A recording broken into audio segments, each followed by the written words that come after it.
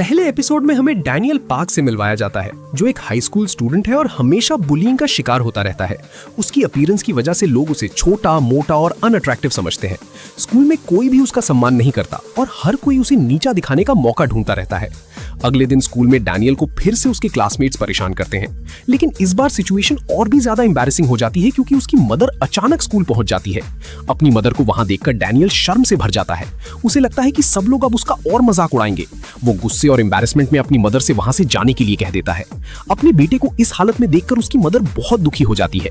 वो समझ जाती है कि डैनियल इस स्कूल में खुश नहीं रह सकता, इसलिए वो फैसला करती है कि डैनियल को एक नए स्कूल और नई सिटी भेज दिया जाए ताकि वो नई शुरुआत कर सके और अकेले रहकर अपनी लाइफ बदल सके।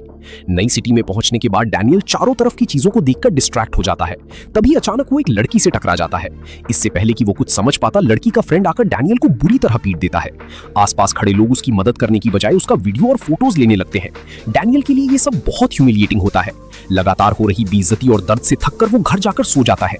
लेकिन जब डैनियल अगली सुबह उठता है तो उसकी पूरी दुनिया बदल चुकी होती है। वो शॉक में आ जाता है क्योंकि उसका शरीर पूरी तरह बदल चुका होता है। अब वो पहले जैसा मोटा और छोटा लड़का नहीं रह गया था। उसका नया बॉडी टॉल, मस्कुलर और बेहद हैंडसम था। वो खुद को आईने में देखकर यकीन ही नहीं कर पाता। थोड़ी देर बाद डैनियल को एक और शॉकिंग बात पता चलती है।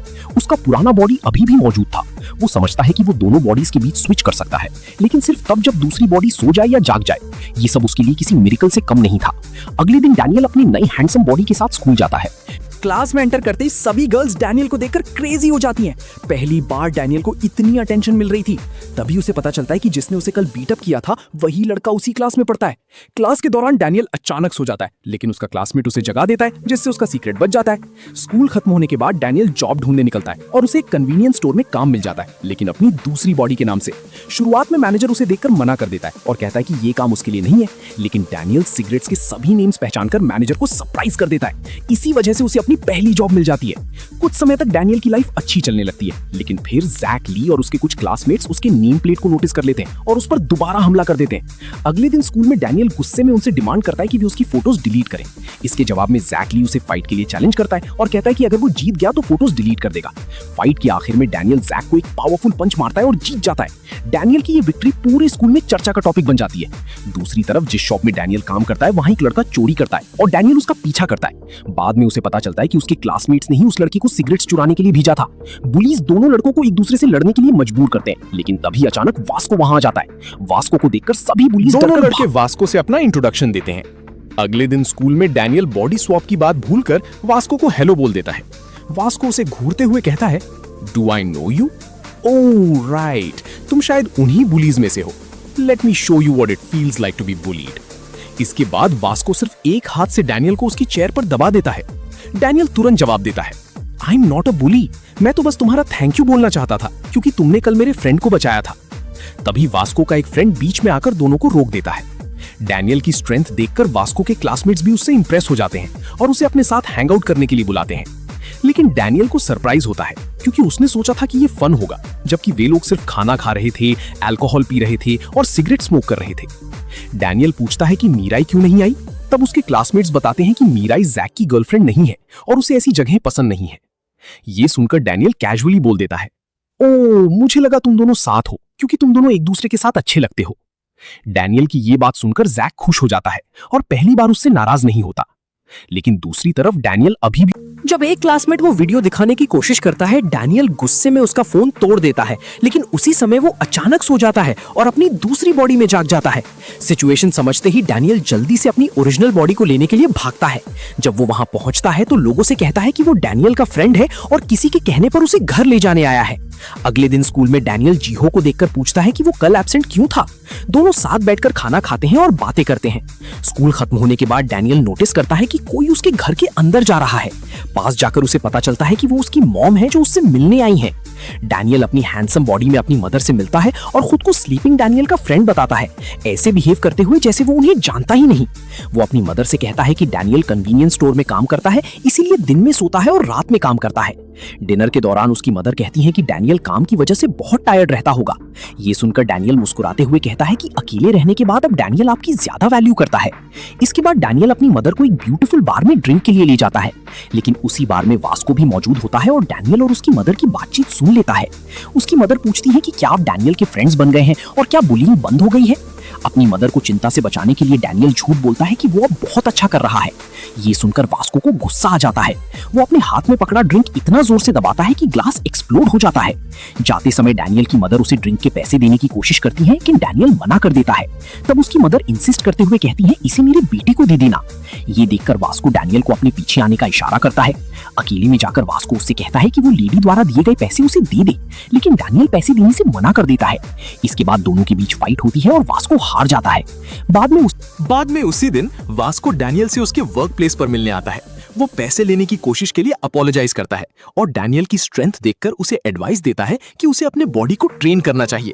वास्को की बात सुनकर डैनियल डिसाइड करता है कि अब वो वर्कआउट शुरू करेगा, लेकिन एक्सरसाइज करते समय अचानक एक कस्टमर आ जाता है, जिससे डैनियल एम्बैरेस्ड फील करने लगता है। वो फीमेल कस्टमर जाते जाते डैनियल को वर्कआउट सेलिब्रेट करने के लिए एक बॉटल गिफ्ट करती है।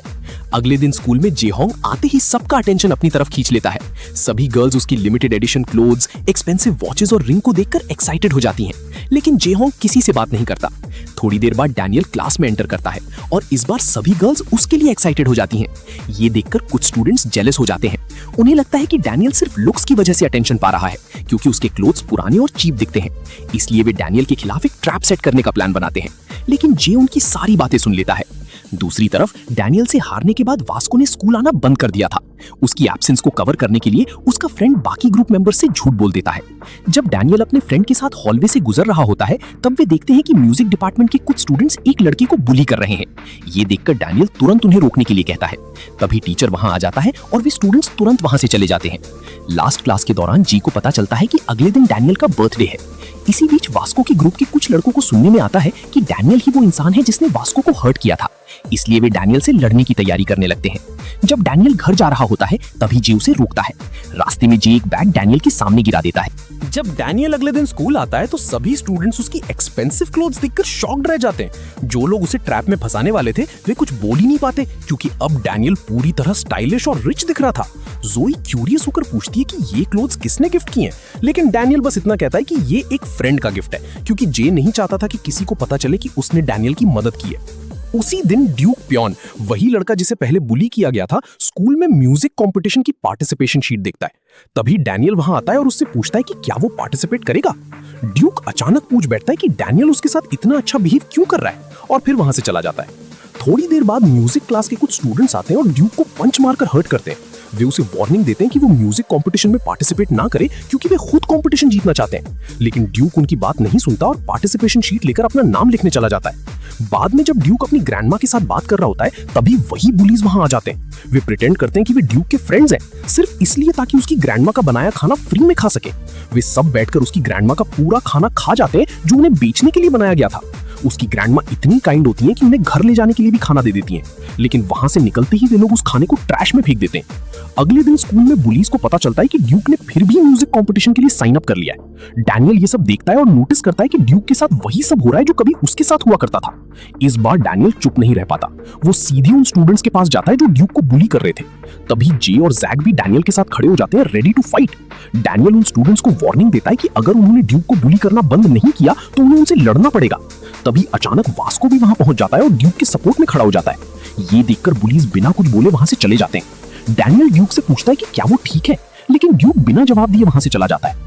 बाद में डैनियल म्यूजिक कंपटीशन की टॉर्न पार्टिसिपेशन फॉर्म अपने घर ले जाता है और टेप लगाकर उसे ठीक कर देता है, लेकिन ड्यूक उससे कहता है कि वो उसे ट्रैश में फेंक दे, क्योंकि अब वो कंपटीशन में पार्टिसिपेट नहीं करना चाहता। उसी दिन बाद में ड्यूक को फिर से उसके क्लासमेट्स बुली करते हैं। वे उसके नोटपैड में लिखे लिरिक्स तक फाड़ देते हैं। स्कूल के बाद डैनियल जोई से कहता है कि वो क्लासरूम अकेले क्लीन कर लेगा, इसलिए जोई घर चली जाती है। क्लासरूम साफ करते समय डैनियल को याद आता है कि वो पहले गाना गाया करता था। धीरे धीरे वो गाना शुरू कर देता है। बाहर खड़ा ड्यूक उस आवाज को सुनता है और जानना चाहता है कि कौन गा रहा है। जब वो अंदर आता है तो शॉक हो जाता है, क्योंकि गाने वाला डैनियल होता है।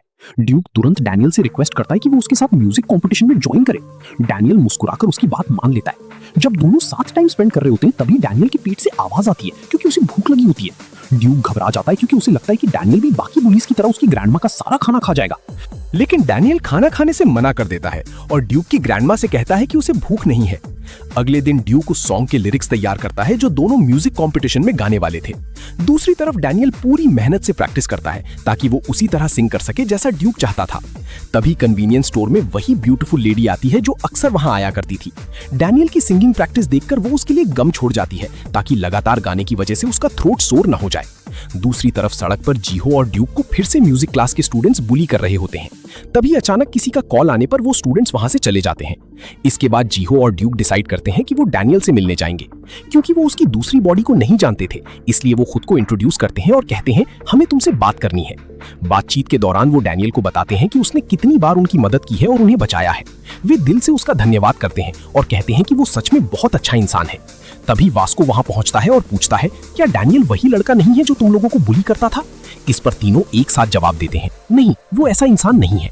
वे वास्को को समझाते हैं कि डैनियल असल में बहुत अच्छा इंसान है और हमेशा उनका ख्याल रखता है। ये सुनकर वास्को शांत हो जाता है और कहता है आई सी, शायद मुझसे गलती हो गई। इतना कहकर वो वहां से चला जाता है।